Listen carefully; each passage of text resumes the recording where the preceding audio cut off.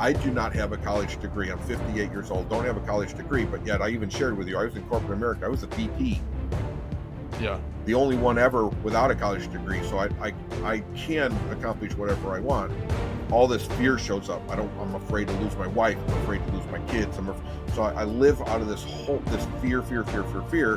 And again, because I don't feel good enough, I'm unworthy and I'm unlovable. I'm not even worth asking for help. Because Welcome to the Hey Brother podcast, where Catholic men share about real struggles. I'm Nick Clooney, your host, a Catholic psych mentor and the founder of Craft It For More, a mentorship practice dedicated to helping men live more radically free lives. Each week, I sit down with a man to hear his story about how brotherhood has shaped him, the struggles he's facing, and where he wants to grow. In addition to our weekly interviews, I share conversations with my brother Mitch. Subscribe and follow so we can walk this journey together. We want your help to build a stronger, authentic Catholic brotherhood. I wanted to welcome everyone back to the Hey Brother podcast. Today we got special guest Kenneth Harouff join us. He's a coach for Catholic men, or specifically Catholic men, or any men. I'll coach any man. The name of my organization is Catholic Men's Coaching because I coach from a Catholic perspective. That's just important. But I coach anybody. Sweet. Well, it's great to have you here on this podcast, the Hey Brother podcast. We got connected through Facebook, and it's awesome. The more I venture out into like the space of ministering to Catholic men, the more and more I get connected with other guys, and I love it because it's like, you know, a lot of guys are wanting to help guys. We as men who are in this field of helping other men like know the importance of working on ourselves, and it's good to bring that into other men's lives. And so tell me about the coaching career path. Has this been something you've always wanted to do, or has this been a movement of the Lord to get you to where you're at? God brought me here for 100%. I didn't grow up as a child thinking I'm going to grow up and be a coach someday. That wasn't. When I was a really little kid, I wanted to be a police officer and a fireman, probably like every other little boy. Sure. So, no, this was a long journey getting here. I'm a 58-year-old, Catholic man, cradle Catholic, and I also like to share it. I'm a revert. I left the church for about 11 years, did all sorts of heinous things, and found my way back. So I've had a lot of things in my career. However, part of my story, if you want to, jump in and I'll share a little bit. Yeah. I am currently a married, Catholic man, 6 children, which is a beautiful thing. I'm widowed, so I was previously married 17 years, and I lost my wife to cancer, which is part of the story. But before then, I grew up in Catholic schools in Toledo, Ohio. We talked a little bit about Ohio. Yeah. I miss going to Cedar Point. And my parents moved out west. They moved to Las Vegas, Nevada back in the late 70s. And I ended up going to public school for a while. And then when I was 16, 17, they let me decide whether or not I wanted to continue on at the Catholic Church, and immediately took an exit. And I literally ran the streets of Las Vegas for a long time.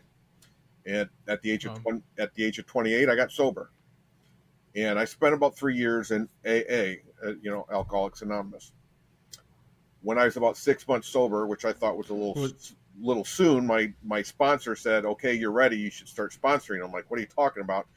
Like I barely feel like I'm hanging on by a thread as it is. He said, "No, this is part of the process. You need to sponsor." Now, I'm one of those people when you ask me to do something, like I'm an all in or all out kind of guy. Like I'm not going to mess around or try something. So I ended up sponsoring like 12 or 13 men at the same time. And he was like, "What are you doing?" You generally sponsor one or two, like you have one or two sponsees. Oh no, I had 12 within probably a couple of weeks. I was very, very courageous. But for a couple of years, awesome. I did that. A lot of these men were at the Salvation Army. A lot, like I don't care who you are, what color you are, how old you are. I don't care about your background or circumstances. I wanted to help men get sober. So that was kind of like the beginning of this journey. Can we back up just a minute? Sure. So like struggling with alcohol and like leaving the church, walking the streets of LA, all of that like coming together at once, or was that like one thing after the next. Can you take me into that a little bit? So to back up again, so I was very, I'll just use the word protected, growing up in a Catholic school in Toledo, Ohio. Right. Okay. My parents moved to Las Vegas, and the one Catholic elementary school that they had there had a 3-year waiting list. My parents never even fathomed that, because in Toledo, Ohio, there's a Catholic school on every corner. Right. Yeah. So they didn't do their research. They didn't look into it a whole lot. They just thought once we got to Las Vegas, they had put me in a Catholic school. Mm-hmm. There wasn't one. So I ended up going to public school. Another part of the story, in Las Vegas, one of the only places I know that does this, they created what's called 6th grade centers. So to meet their criteria of federal busing, they bus every 6th grader to the other side of town. So I'm in 6th grade. I went from a Catholic elementary school to a 6th grade center in Las Vegas, which was in the worst part of town. Literally 12-foot fence with razor wire on the top. So picture pulling up to like a mini prison as a 6th grader. Yeah. And you just came from a Catholic school that was just, just wide open. And on the bus, here's the first time I experienced, I'll call it racism. I had black kids spitting in my hair and harassing me on the bus because of the color of my skin, which I've never experienced. Like, I don't know anything about racism. I don't know anything about why somebody would hate somebody because of the color of their skin. And now I got people spitting on me and literally bullying me. So I ended up in public school for about 3 years, which was a disaster. I didn't learn anything. So first and foremost, the teachers there found out real quick I was already reading and doing math and everything at about a 9th grade level, and they're struggling to get kids at a 3rd or 4th grade level in 6th grade in the public school. Yeah. I'm handing out papers. I'm picking up papers. They're having me do nothing. So now I'm the teacher's pet, which gets me picked on even more. Yeah. So it was disastrous. I went to a junior high that was at least closer to home, but very similar. It was more like prison guards and prison, and they ran you from one place to the other. And I continued to get bullied and picked on, mostly again because of the color of my skin or my accent, because I have a Michigan accent, by the way. I'm actually from Kalamazoo, Michigan.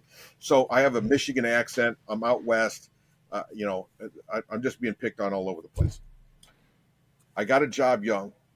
I got a job folding pizza boxes and delivering flyers for an Italian restaurant, and quickly got into, because they let me 12, 13 years old, I'm drinking. Mm-hmm. Wow. So again, by the time I was 16 or 17, I was already doing a lot of the wrong things with the wrong people. And the job let you drink? That's what it was. It was just a little family-owned Italian restaurant. Okay, and they're just like, here you go, have at it. Yep. Wow. And I can imagine as a 12 or 13-year-old, it's like, well, at least this is something that's like not bullying, not pain. Like this is an okay thing. Yeah, and at 15 or 16, back then I could go into almost any casino and get served. So wow. Again, people understand what Las Vegas was like back in the 70s and 80s. It was still the wild, wild west. There was only 250,000 people. It was still a really small town back then. Wow. Dang. Yeah. So the big boom was late 80s and then throughout the 90s and then, into the 2000s. So it was nothing to do what I was doing back then. It was fairly safe. I didn't have anybody that was threatening me or, the cops would pull you over and make you pour out your stuff and go home. Like it was just like a normal part of life there. Wow. Dang. That's wild. So that all led up to, like, you left the faith at high school, right? Like, you're like, all right, I'm done with this. Parents made me move out to LA. No thanks. Not anything to do with the faith. Was there a rupture with mom and dad at that point too, or was it like? Both my parents are hardworking people. My dad was a Xerox technician. My mom was a legal secretary for 19 years. They were just busy. Yeah. They weren't around. Even in Toledo, I have fonder memories of the babysitter or the daycare center than I do my parents, because they were just so busy making a living to raise us. So again, and my dad's a convert. My mom was raised Catholic by a German Catholic, and I don't know if anybody knows anything about German Catholics. They're very Sure. just pound. Yeah. I like it. There's black and white. There's no gray area, and so my mom grew up in this just kind of intense, um, you know, more legalistic, like not in a good way, more legalistic Catholicism. So again, we went to mass every week. You didn't miss mass. And then I don't remember ever praying a rosary or reading scriptures. I don't remember any of that growing up. They believe by putting me in Catholic schools that I was being catechized at school, which I wasn't. Our Catholic schools back then and even still today are struggling to catechize kids, and it's primarily the responsibility of us parents anyway. So I stopped blaming, like I gave up blaming them, but it be realistic. They turned into a public school with a religion class, and again, we're not doing a really good service to our Catholic population for most schools. I'm not going to say all schools. I know there's some really good ones out there, but I've been in several. I got 6 kids. I've been in lots of different Catholic schools, and they're very common problems everywhere I've gone.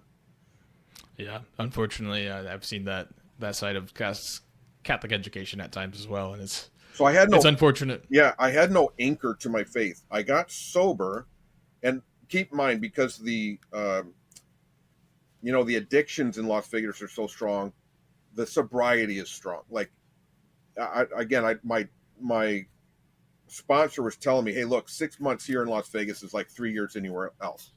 And it turned out to be true, because once I did move, I found out, oh my gosh, these people are in trouble because they don't take their sobriety as serious as we did in Las Vegas. I mean, it's life or death almost immediately there, because just the way it was. So I got sober. AA does have a spiritual tenement to it, right? Like you're supposed to give your life over to God as you know him. So they don't push anything in particular, but I'm okay. There is a God. I better find him. And so I'm like, I'm not going to be Catholic. I'm not going back there. And I started studying Eastern philosophies, which none of that made sense. And then I dipped my toe in Judaism. I skipped over Islam just because at that point in time, they're already running around the planet, like blowing up things. I'm like, I can't do that. So I came back to Christianity. I thought, okay, I'll be Protestant. And then when I started looking, okay, where am I going to church? Who's teaching, who has it, who's got the right teaching? And I realized there's 1,000 denominations. I'm like, oh my gosh, now there's this mass confusion, because somebody's got to be right and somebody's got to be wrong, because they're all teaching something slightly different. Sure. And it's almost more about the pastor. It depends on which pastor that you have, determines like what's going to be taught. And I'm like, what? How is that even feasible? Yeah. So I kind of came back kicking and screaming to some point. I took a class in church history, and that's what nailed me, because when you really dive into the history, it brings you back to the Catholic faith every single time. Hey, if you're looking to grow in faith, fight self-doubt, and step into the man God's created you to be, I've got something for you. As a way to thank you and every man listening to the Hey Brother podcast, I put together a free guide called 7 Tools for Becoming the Man God Has Made You to Be. It's a simple yet powerful resource to help you build stronger brotherhood, strengthen your faith, and live more radically free. To grab your free resource, go ahead and type tools in the comment section below. That's TOOLS, tools in the comment section below, or email me tools with the subject line at nick@craftitformore, and I'll send that document straight to you. Now back to the episode. Right. Yeah. Was this just a random class in church history, or was it like I was already attending mass at a church in Louisville, Kentucky. There was a brother, when I say a brother, a monk, a brother that would come and support the parish, and he was teaching like every Tuesday night or something for 6 weeks or whatever it was. And I'm like, okay, I'm going to take this and let's find out. Let's see what's really going on here. And so that sparked something in me. I had already been listening to a lot of the Catholic apologetics out of San Diego, Catholic Answers and all that. And so I really just started studying. Again, it's up to every individual to do their own studying and stop listening to what everybody else says. Right? Yeah. What was it that Bishop Sheen said? There's thousands of people that hate the Catholic Church, but you're not going to find any of them that actually know anything about the Catholic Church that hate the Catholic Church. I mean, you got to do your own studying, and stop listening to all the flapping that goes on, that people that have whatever their own agenda is, that they're against the Catholic Church. They want you to believe that it's evil, and they want you to believe it's misleading. They want you to believe it's not biblical. They want you to believe all these things, but do your own study. I've told that to my own kids, because again, they all have their spiritual struggles, and like, do your own. Don't believe me. Yeah. Do your own research. But until you do your own research, I don't want to hear any more, bashing of the Catholic Church. Seriously, like, same thing with politics. I'm not going to listen to somebody complain about politics if they don't. What do you mean you don't vote? Don't talk to me like that. Yeah. Do your own. So it was tricky. Through a lot of tricky with. I was gonna say it's tricky with like the faith. It's like like we got to do the research, and the more we can like take an ownership of ourselves and like do it, it's great. At the same time, it's like I'm sympathetic a lot of times to people who have a harsh view of the Catholic Church, because it's not necessarily like what they know about it, but it's what they've experienced. Yeah. And some people have experienced some pretty horrible things, like with Catholic Church stuff. And like, I'm Catholic still, even knowing that there's horrible things out there, because I do know this is the truth, and I do know there's good people, and like there's saints in today's world that are living the Catholic faith out well. At the same time, it's like God's allowed the church a lot of humility, and that's caused a lot of pain in a lot of people's lives.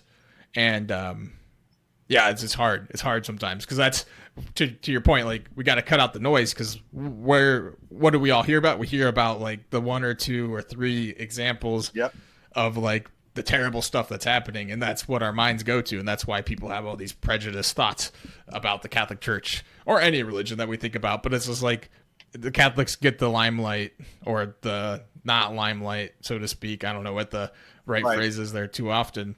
But you're saying, cutting through that was a part of your journey, and like really starting to listen, really starting to pick up like, okay, what's really going on here? And so the brother was leading this monk leading this church history class, and that's when things started to click a little bit for you. What was there anything in particular? Was there like an aha moment, or was there like? Yes, I'm gonna slaughter his name, because I'm a funny guy too. Bishop Hippopotamus, but Bishop Hippanius, I can't remember his name. Like, this is like 2nd century. Okay. And what he wrote about their gatherings is almost identical to what we do in Mass today. Wow. That's what really stung me at that moment, because that was part of my, like, the Mass, because again, going back to the Protestants, they seem to be a lot more lively and have a lot more entertainment and all those things. And when I went through that part of the study with him, I'm like, man, we are just still doing it the same way that it was done by the apostles. Like, this is why apostolistic succession is so important. And that was another good sticking point.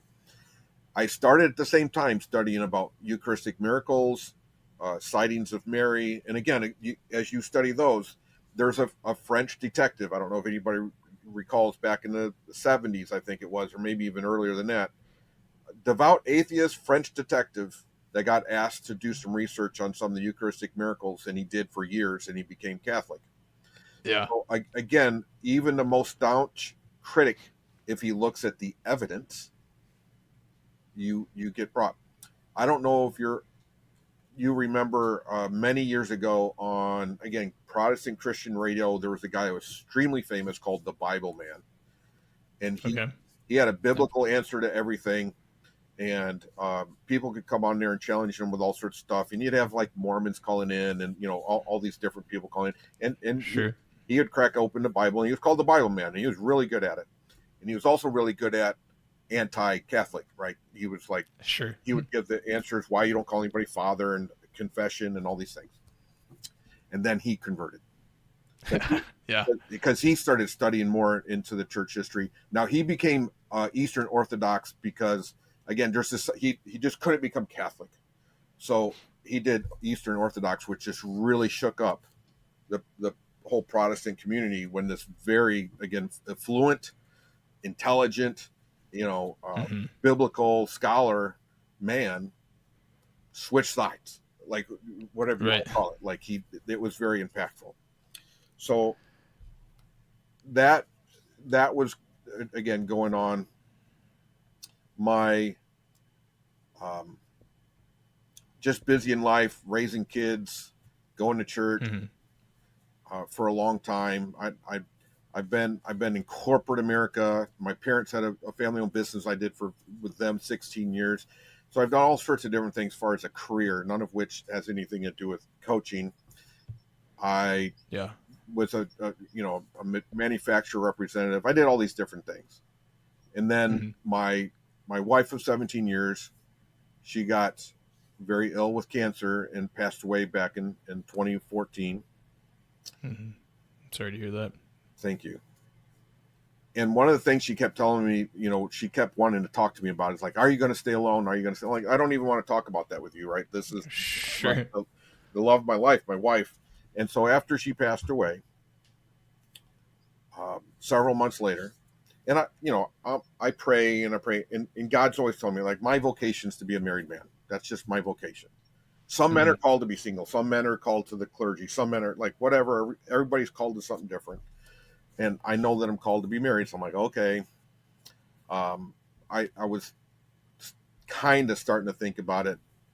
And then I woke up 2:00 in the morning. So I looked right at the clock, 2:00 exactly. I was awake, so this is not a dream. And I can hear Maria yelling at me. And so Maria, my wife, 3/4 Italian, half and a quarter Polish.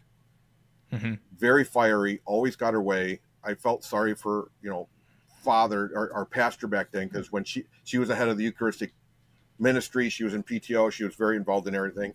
And when she would ask for something and he would originally say no, I'd just start praying for him, because I knew it's going to be if Maria wants something, understand, if Maria wants something, Maria gets. Yeah. So I knew she didn't want me to stay alone. However, I didn't know that she didn't want me to stay alone so bad that she was going to yell at me. So she shows up, starts yelling at me not to be alone. And so I start looking to date. I met my current wife, a convert. She has a Baptist seminary degree, which is odd for a woman in the Baptist religion. Just that she went. Sure. She wanted to know all the ins and outs. Like, this is a woman that wants to know. So she has a Baptist seminary degree, but she converted to Catholicism, and she had 2 kids, and she was divorced. So we got married. My 3, her 2, and then we have a kid. So it's a blended family.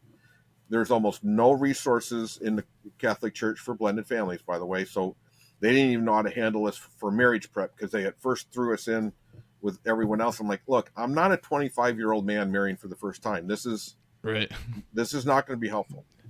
And so they teamed us up with a mentor couple, the deacon and his wife, which was beautiful. Love Deacon Derek and Miss Deanna. And they helped us through prep. We got married, but yet we're still fighting about parenting. We're fighting about finances. We're fighting about sex. I mean, we're fighting about all the big ones. We went to marriage counseling and therapy. We're meeting with our pastor. We're doing everything that a Catholic couple is supposed to do. We went to Retrovi. If you know anything about Retrovi, that's where couples go when it's like the last resort. You go to Retrovi. Everything was making it worse. Everything we did, it was like throwing gasoline on our problems, because we kept trying to talk about them. Yeah. Okay. And that's when I went on my journey of going, okay, I had to take a seriously step back and look in the mirror. Who's looking back at me? I'm disappointed. I'm disappointed in this man. I don't like where he's at, career-wise, financial-wise, and his relationship with his kids. My older kids at that point, because I got 6. My oldest now is 27. So I had 5 teenagers in the house, and they don't want to hang out with me. They don't want to talk to me. Like, I got to look in the mirror. What is going on? Yeah. And I need help. So I started looking for men's help. And this goes back several years. There wasn't all these Catholic groups that we have now, which is beautiful. We got a lot more, Catholic men's groups. And I joined a group called Man on Fire, which is a secular group, which I'm grateful I did, because I know you talk a lot about brotherhood. So I'm involved in a brotherhood with men from all over the world, all walks of life. Yeah. All walks of life. And the coaching is solid. They're very, very challenging. They don't They don't care, again, your age, your background, your color, whatever. You're not being Yep. the best version of you. And I will quote some scripture later, but the at the Sure. end of the day, the problem is I don't love the man in the mirror. So they're going to help me love me, and they're going to do that by loving me. So Yeah. here's these men, strange men I've never met, giving me love that I've never felt before. Yeah. Even from my close friends, even from some of my family, I've never felt the love that I did in that brotherhood. And What was that? What was that like? Was that like Zoom meetings? Is that like were you coming in and being like, okay, I'm gonna turn on the laptop and like, who are these guys? Like, what was those initial kind of meetings like for you? so initially, again, they have a website with courses. So of course you got to learn, you got to expand your awareness. So I encourage a lot of men that I coach, read books, but keep in mind, reading the book is not fixing the problem. Sure. I just test how many times, just read this book and all your problems are going to go away. No, they're not. You're going to read a book and you're going to become aware of the problem. So now you can seek out the right solution. Right. So here's all this awareness growth. And then we're using Voxer. So we're talking all the time. So this is not a meeting once a week or twice a week either. We're on each other daily. Yeah. I have a fight with the wife last night, and I get on Voxer in the morning and I talk about it and I share with it, and then I get all these guys, and I'm going to say jumping on me, like, out of love. What was your part? Like, because we all tend to say, well, this was her, she said this. Well, no. Kenneth, what was your part? What did you say? How did you react? Why weren't you more loving? Where was your compassion at? What do you mean? I've never heard any of this stuff before. I always thought you were just supposed to agree with me that it's my wife. No, we're not going to do that. That's not how this brotherhood works, which is why, again, friends and family are not the solution, because they're going to pat you on the back and they're going to go, oh, I'm sorry to hear that. No, Sure.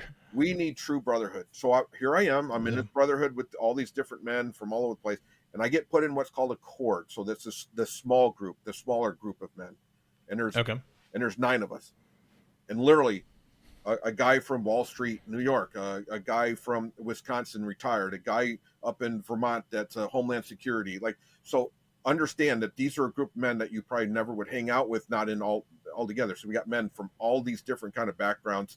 A couple of them are Christian, none of them are Catholic. I got one guy that's an absolute devout atheist in the cord, and I learned more from him than I did from anybody else.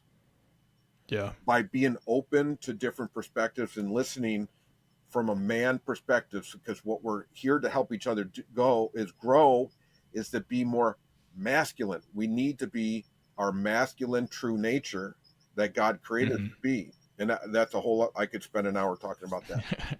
So Absolutely. So it's the coaching, it's the mentoring, and then it's the brotherhood. So it's the combination of 3 that helped me really take that look in the mirror and grow. And it took a long time. So I'll be honest, it took a year and a half before I could look in the mirror and actually say, I love you, Kenneth. Yeah. With authenticity and congruency, and I really meant it. A lot of men fake it till they make it, and that's okay if you're in that place, but it needs to be authentic. So now I love myself. As I'm involved in a group, at one point they asked me to join the team, and that's what I did. So for almost 5 years, I coached thousands of men from every background, again, from every race, England, Africa, New Zealand, Australia, mostly the United States and Canada. But again, it doesn't matter what culture you're from or whatever. We all have a common problem. And I've shared this with Nick already. Inside of each man, there's these feelings of not good enough, unworthy, and unlovable. And whatever they're at different, they might be at different powers. So for some of us, they might be deeper than others, but we all have these feelings. And then to avoid those feelings, we do all sorts of crap. Yeah. Not just the addictions, but, blaming other people and being the victim and all these different things that we do. Not taking the risk. Like, there's men out there that know I need to start that business, but they don't. Oh, why? Because if I start it and I fail, what does that mean? Well, if I fail, I might lose the love of my wife. If I lose the love of my wife, that makes me feel unlovable. It just reinforces the fact that I'm unlovable. So I don't even want to fail. So I'm not going to take the chance. Yeah.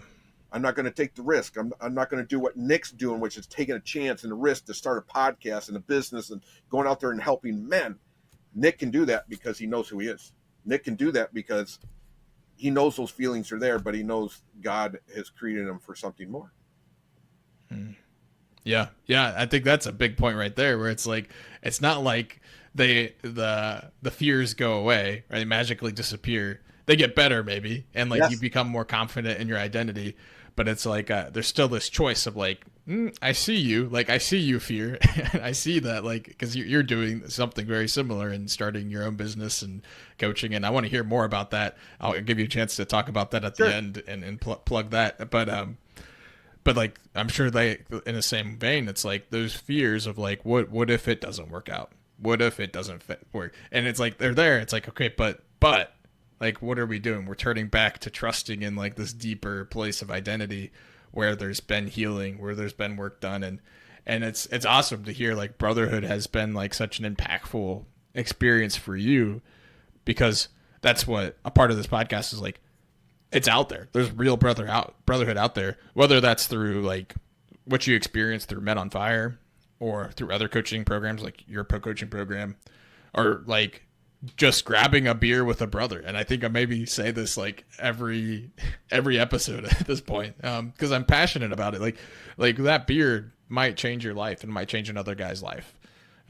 Just showing up, being authentically yourself, and like starting that line of like, here's what's coming up for me. And so I guess like you don't have to go into like immense detail, but like what was like one of the things that like started to undo? What lie was maybe one of those? Because you laid out 3, like every man kind of struggle with this. I'm not good enough. I'm not, whatever the case may be. Was there one that you like was the crux of it that like really it was holding you back in a lot of ways? Ultimately, what was holding me back, though, it's fear, right? Yep. Even though, right in Scripture, God said, "I did not give you, this behavior of fear." He didn't give us this attitude of fear. He didn't give us this deep-seated fear that holds us back. We should be afraid of standing on the railroad tracks when the train's coming. That's sure, right. There's a natural fear, right? If somebody's got a gun pointing at you, you should be afraid, right? This is true. But all the other irrational, like substantiated fears is what really holds us back. At least for like I used to explain to men, fear like lived in my bones. I don't know where I got it completely. I mean, I know I got some of it from my dad. He was also very much afraid. So I know that some of it was there. And then some of it I just developed over time. So I'm just afraid. So I lived in that dead-end job that I was in for 10 years. And got promised every year, it's going to get better next year. It's going to be, and I just stayed in it because out of fear, like I'm afraid to go somewhere else or do something else because, nobody's going to hire me. So first and foremost, I make up a lot of stories in my head. I do not have a college degree. I'm 58 years old, don't have a college degree, but yet I even shared with you, I was in corporate America. I was a VP.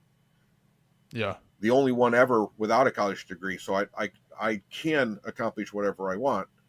But somehow I forgot all that and lost all that because I did that back in my 20s when you just take on the world. And then all this fear shows up. I'm afraid to lose my wife. I'm afraid to lose my kids. So I live out of this fear. And again, because I don't feel good enough, I'm unworthy and I'm unlovable.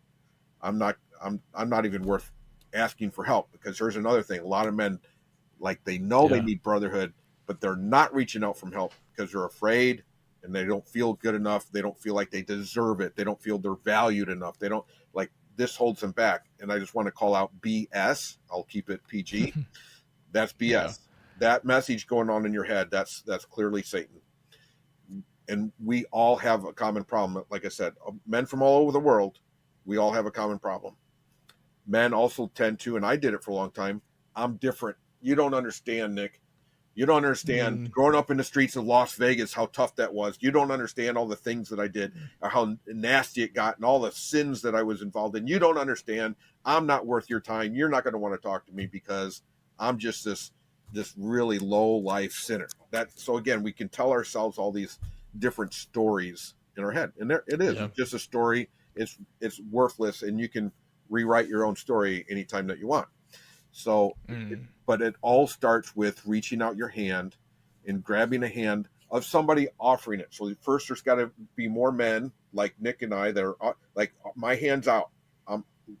Grab it. All you got to do is grab my hand, and I will pull you up out of the hole that you're in, and work with you long enough so that you can do the same for the next man and next. That's how it works. That's why the brotherhood is so great. Is that as you build a brotherhood and you get more and more men reaching out their hand, we can help more and more men. Instead of putting it on, it's not on my shoulders. It's not on Nick's shoulders. He can't help millions of men. He can help whatever amount of guys he can help, and it's up to those guys then to help the next level and the next level and the next level. So we've got to start building more brotherhoods. But it's really tough. It was hard for me to make that first call. I followed Man on Fire for almost 7 months, got their emails, read the emails. Sure. And they kept on every email at the bottom, fill out an application for a call, like 7 months. And I finally filled it out. But to be honest, it was a secular organization. I filled it out hoping that the man on the call would say something negative about my faith so I could just take them off my emails and delete them. That was the reason. Yeah. That's literally why I fill out the app. I either got to jump in or like I need to delete them. So let's fill out the app. And all he did was give me some fierce love, like real fierce love. Which then I joined. I signed up. I joined a program. I was doing the online thing with them, Voxer, and then I went to an immersion. They do have 4-day in-person events where they really. It's hard to even explain what happens there. So the real you comes out, the real you, because we wear masks. And that I'm going to go back to, you said, grab a beer, talk to a buddy, but we all wear masks. Your buddy's wearing a mask. You're wearing a mask. You got to be around somebody that knows how to see past the mask, how to pull it out of you. So you do need, you need somebody that knows what they're doing. It's not just about another guy, because here's the truth that I have found. We all want to be liked. Nick, do you want to be liked? Of course. I want to be liked. However, when I'm coaching, I have to forget. I do not care when I'm working with a man if you like me. Don't care. Which allows me the freedom to either ask the question that needs to be asked, or you need to be told something, and I'm going to tell you. Because we all have blind spots. There's a reason they're called blind spots. We don't see them. Sure, yeah. And blind spots are what's getting in your way of the relationship. Blind spots is what's getting in the way with your kids talking to you. The blind spots in your way of getting to the next level in your career. It's the blind spots that are keeping you back. You need someone else to identify the blind spots and then lovingly share it with you. So I'm not talking about somebody that would, if they're being rude or there's no empathy behind what they're telling you, I'd run. Like, don't waste your time, because that's not productive. Yeah, pointing to those blind spots is always good. Like we do a lot in the coaching world and the mentorship world. What I noticed through my training at Catholic Psych was like this need to do it in my marriage. And what I started to kind of label that as is like, am I willing to put myself in the crosshairs? Right. I know a lot about myself through Catholic Psych, still learning about myself daily, practically, through marriage, through kids, through fatherhood. But it's like, one of the things I noticed, it's like, I'm a middle child. I like when people get along. That's my MO.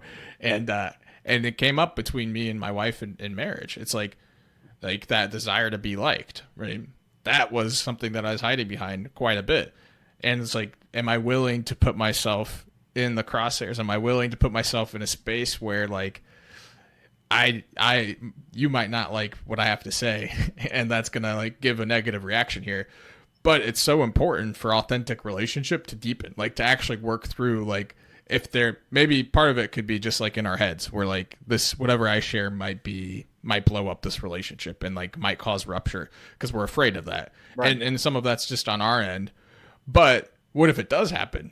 Great. Cause like relationships are made to be repaired, and it's going to be better because of it. And that's something that I love to work through with, men, with clients that I'm working with, I'm sure you get experience in coaching yourself. It's like, we're here to say the hard thing. We're here to talk about the elephant in the room. Sometimes that's what love is like, it's not just making you feel good to feel good, but actually loving you enough to accept you right where you're at, but then wanting more for your life, right? Wanting more.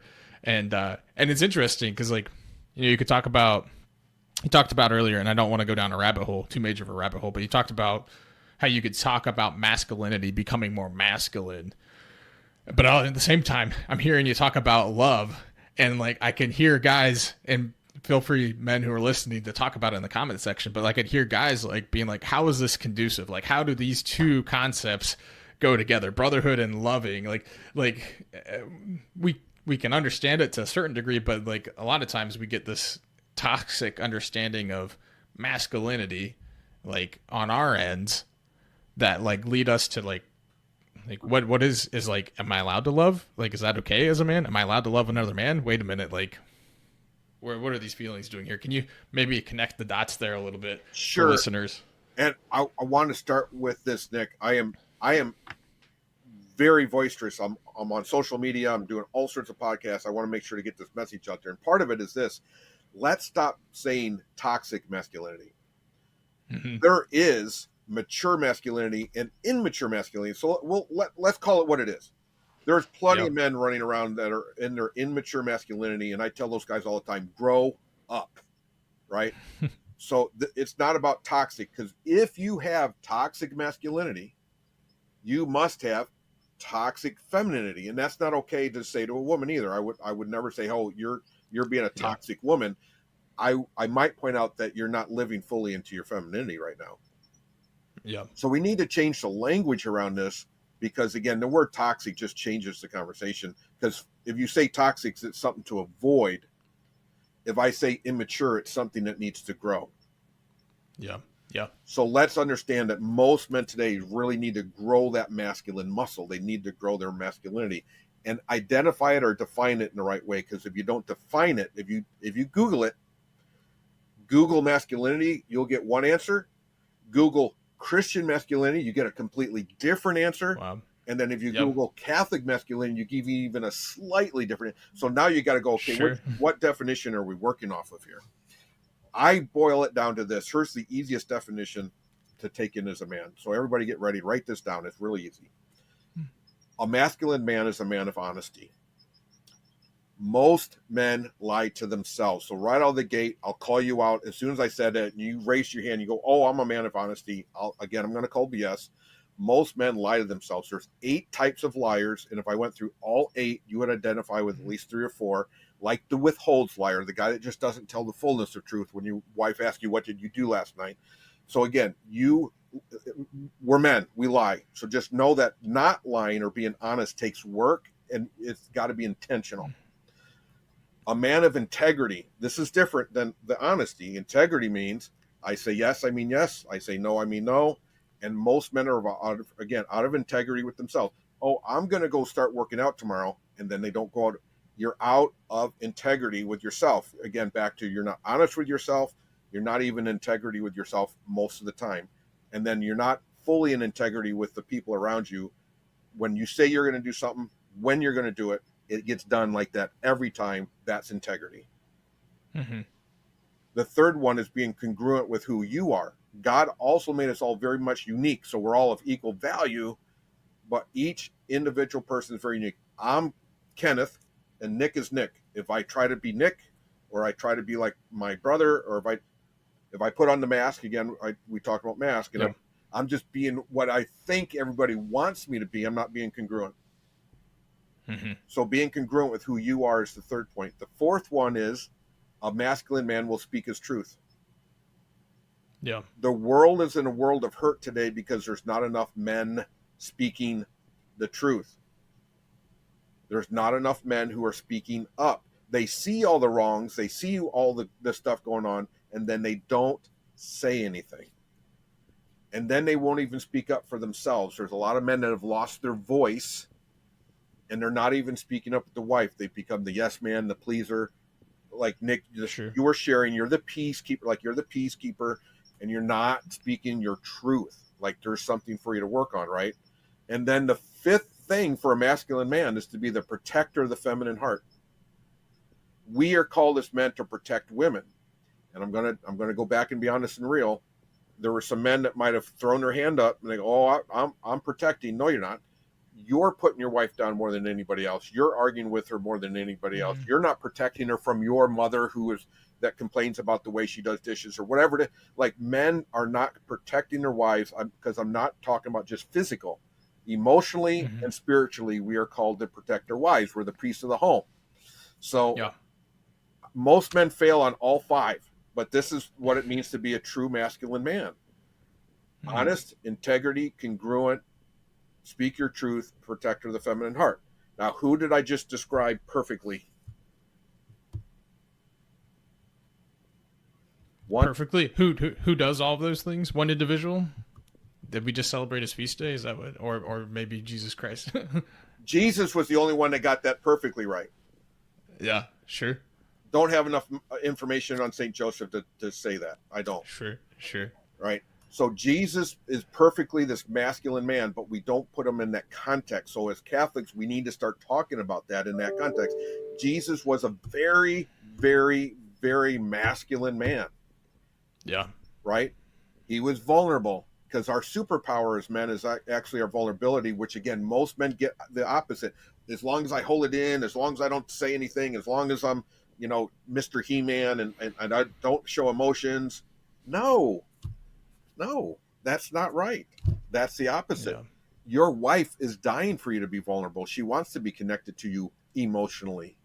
Right? That's part of the disconnect in most of these relationships. Now, just to clarify, Nick, and I know I'm going on, I'm not talking about the wounded little boy that shows up and cries all the time. This is not what I'm talking about, because there's a lot of men I coach that go, "Oh, I've been emotional with my wife." No, mommy, please don't leave me and cry. No, that's not what I'm talking about. That's not masculine vulnerability. That's the wounded little boy. That's the immature masculine. So we can show up and shed light in the world. We are called to be the light of the world. We're called to be the salt of the world. We can be really vulnerable with one another. And that's the other beauty of the brotherhood. I'm glad that you brought it up, because when I learned how to truly love another man, loving my wife became so much easier. Yeah. Receiving the love from another man allowed me to open up and receive the love my wife's been trying to give me. Yeah. So the brotherhood teaches me all sorts of lessons. The brotherhood supports me. The brotherhood reminds me of who I am when I forget, right? Nick, you are the king of your castle. You are the priest of your home. And if you ever forget that, please call me. I will remind you. It's really simple. And that's part of brotherhood, though. And we do have to have some fun, right? We got to let the little boy come out and play. We do have to have some fun. That's another problem with a lot of men. They forgot how to play. They forgot how to have fun. They forgot how to crack a joke at the appropriate time. There's too many immature masculines, again, that want to crack a joke at the wrong time. That's not the time for it. Now there is a time for it. So that's my explanation of masculinity, my definition of masculinity that I learned. It's not like I made it up. This is what I learned. And men need other men to heal.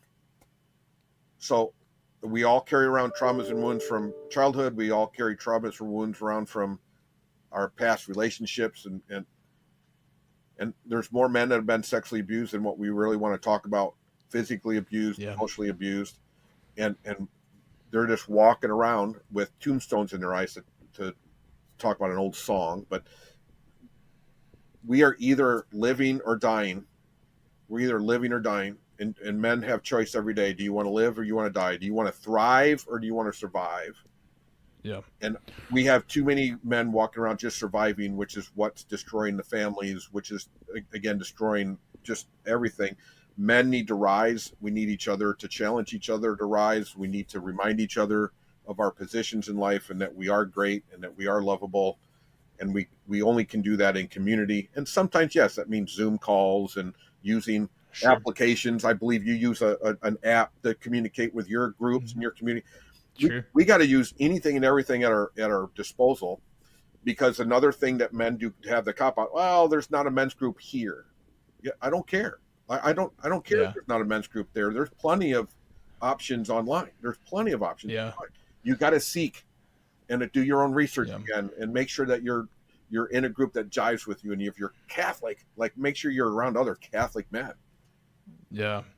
Yeah, I think that's a great point. I thank you for sharing. The take on masculinity. I think a lot of guys are going to benefit from that listening to this, and it's awesome. And I want you to talk more about what you do as a coach here in a minute. But first, I want to also tackle another question I ask on the podcast, like, what do you want to work on as a man? First, just like getting plugged into community in 2025, like. Yeah, maybe it's not in your town. Maybe it's not in your small community, but it's out there. Like you can get plugged in online. And that's, we use Discord for a group of guys that we provide community to through the Hey Brother podcast. And that's one form of it. But it's also like from the dawn of time, there's always going to have to be an initiation. Even before internet was a thing, like to find actual real community, like there's a cost. Like there's this cost of like, I have to face my fears and put myself out there. Even just like a little bit, even if you're just putting your baby toe in, right? Like there's going to be some sort of cost. And that's what we're here to do in this podcast is like be a bridge in that way of like, it's worth the cost. Like whatever that intervention is, whether that's signing up for coaching, getting involved in a community, getting involved with mentorship, like it's worth that cost. Like that baby toe is absolutely 100% worth to stick in there. So, before we wrap things up, again, I want to hear more about your coaching. But first, tell me about like what's one area as a man you're looking to work on yourself right now. Something I've been working on for years, Nick. I'm going to smile. The consistency, doing what I know I need to do, but consistently committed to it, which is another reason why I need Brotherhood. I got to have men constantly remind me of and hold me accountable. We didn't talk much about accountability, but it's important to be accountable. I have a coach. Any coach worth his salt that you talk to, he better have if he doesn't have a coach, he's not growing anymore. Again, run. Yep. Don't even engage. So we constantly need to be growing. So I meet with my coach every Friday. We text. If I have something comes up in between, I text them because I'm still learning how to stay consistent in the things that I need to do on a daily basis to not just keep growing myself, but to help my community. And for an example, organization. Even when I have something on the calendar, which I used to not put everything on the calendar, now I get more and more I got to put on the calendar. Even though I put it on the calendar, I also have to do what? I got to look at it. Yeah. So here, I'll share this with your audience. I was late getting on for this podcast because I got involved in something else. I'm just tapping away, sending messages. And it wasn't until Nick sent me a text that I'm like, oh, I got to get on. So even being it on the calendar, my organizational skills I'm working on that. I'm working on being better organized and more attentive and more focused. So, yeah, that's great. Thanks for sharing that. Cause it's like, I think it's something all guys, like it's a relatable thing. I think even kind of a two-faced thing for men sometimes is like I can be organized in my work and then I get home and I'm totally the opposite, right? Unorganized, just a mess. And so for men to hear that, like here you are, a coach doing great things, helping men make strides in their life, but then have the vulnerability and humility to be like, I'm still working. I'm a work in progress, still working on this like organization piece. I think is huge because it's like it gives guys like hope and courage, right? I'm in the same boat too, right? I got my own supervisor constantly like checking in with her because I'm like I need to get better at what I'm doing with my work as a mentor. Like that's a part of the process. And so thank you for sharing that. I thank you for bringing men into that. For the last couple of minutes here, can you share more about what you're doing with coaching and talk on that? So part of my journey, I'm going to go back to, anybody can look up Man on Fire. They do what's called men's work. So it's not just coaching. Coaching is only a small part of what they do. It's called men's work, which is way more challenging than coaching. So let me define real quick. Coaching is taking a journey with somebody. You ask them questions to draw out of them what it is that they want. Then you kind of help them get that. That's coaching. Mm-hmm. Men's work is to look at that person and they said, oh yeah, I want to, next year I want to make $80,000 a year. And I'm looking at you going, you're worth $250,000 a year. So now let's talk about that. I'm going to ask some very challenging questions and I'm going to push and pull you more than what just the coach would have done. Does that Yep. make sense? So I combine men's work with the men's coaching, and then again on top, and it's not the icing on top is what holds everything together is brotherhood. You really need to, whatever you're looking for, it's got to include all three.